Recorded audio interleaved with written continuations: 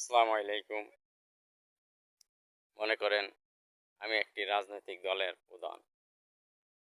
আমি যদি আমার দলকেই পরিচালনা করতে না পারি, তাহলে আমি একটি রাষ্ট্র কিভাবে পরিচালনা করব? আমার দল আগে ঠিক করতে হবে।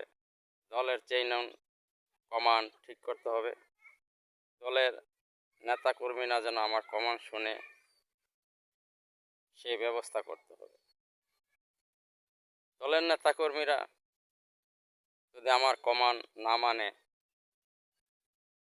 তাহলে তো সেটা দল হইতে পারে না। সেটা কোনো রাজনৈতিক দল হইতে পারে না, সেটা একটি সন্ত্রাসী সংগঠন।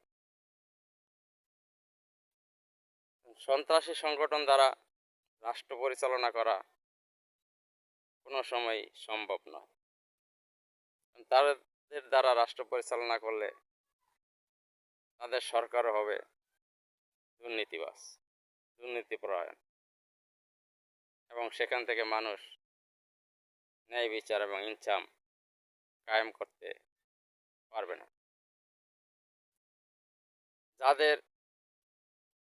যারা নিজেরা নিজের দলের লোককে এ পর্যন্ত প্রায় 150-এর উপরে খুন করেছেন, নিজের দলের লোককে, তাদের দ্বারা দেশ নিরাপদ নয়, জাতি নিরাপদ নয়।